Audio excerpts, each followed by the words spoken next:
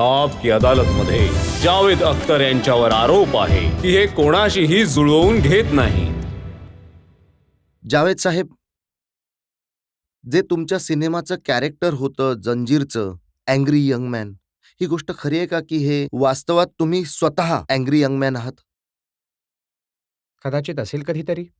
मी तुमच्या लहानपणीची गोष्ट आठवण करून देतो, जेव्हा तुम्ही एकदम बंडखोरीवर आला होतात घरच्यांबरोबर. तुम्हाला बंडखोर आणि खोडकर समजलं जायचं घरी. हे बघा, थोडंसं बंडखोर असणं गरजेचंच आहे. एक पर्शियनमध्ये एक खूप प्रसिद्ध शायर होता सादी, त्याने एक लाईन लिहिली आहे. हरकत के शुद्ध साहब नजर दीने बुजुर्गां खुश न कर. तो प्रत्येक माणूस ज्याच्याजवळ आपली नजर आहे, दृष्टी आहे, तो आपल्या मोठ्यांच्या बिलीफला थोडं नाखुश करतो. आणि ही लाईन माझ्या ऑटोग्राफ बुकवर कोणी दुसऱ्याने नाही तर माझ्या स्वतःच्या वडिलांनी लिहिली. त्यांना तर माहित होतं चांगल्या प्रकारे की मुलाने बंड पुकारलाय, मुलगा कायम नाराज असतो. थोडं बंड प्रत्येक जनरेशनने करायला हवा. जर आपण सगळं तेच समजलो आणि तेच ऐकलं जे मागच्या पिढीने मानलं आहे, तर आयुष्य पुढे कसं जाईल? असं बंड की तुमचं लग्न झालं आणि त्यावेळी वडिलांना नाही बोलवलं? वडिलांनी कुठे बोलवलं होतं? वडिलांनी मला बोलवलं नव्हतं.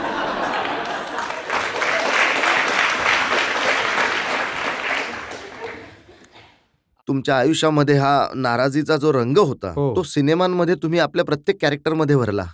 हे बघा, हे कॅरेक्टर ज्याचा तुम्ही उल्लेख करत आहात, काही एकट्याने मी बनवलेलं नाही. हे 2 व्यक्तींचं आहे, सलीम साहेबांचं आणि माझं. आणि मी तर म्हणेन सलीम साहेबांचं जास्त आणि माझं कमी. मी त्यांना सलीम जावेदच्या जोडीमध्ये मी त्यांना मोठा कॉन्ट्रिब्युटर मानतो आणि स्वतःला कमी. परंतु हो, आम्हा दोघांमध्येही कदाचित त्यावेळी समाजामध्ये जो आवेश होता, राग होता, आम्ही सुद्धा त्या समाजाचे भाग होतो, तर कदाचित आमच्या आतमध्ये सुद्धा असेल. मग ज्या सलीम साहेबांबरोबर मिळून तुम्ही कॅरेक्टर बनवलं, यश मिळालं, जशी संधी मिळाली त्यांचा पत्ता कट केला? नाही, संधी मिळण्याची गोष्ट नाहीये आणि त्यांचा पत्ता कट नाही केला. ते काही माझ्यासाठी काम थोडीच करत होते. पार्टनरशिप होती. काही वेळेबरोबर लोक आउटग्रो करतात एकमेकांना. वेगवेगळे असे होत असतात. चांगल्या वाईटाचा प्रश्न नाही, डिफरंट होत असतात. आणि आम्ही लोक तेव्हा एक वेळ अशी आली होती, की आम्हाला वाटलं कदाचित आपण पुढे एकत्र काम करून ते काम करू शकणार नाही जसं आम्ही आधी केलं आहे. तर यापेक्षा आम्ही खराब काम करावं, आम्ही वेगळं होऊ का नाही?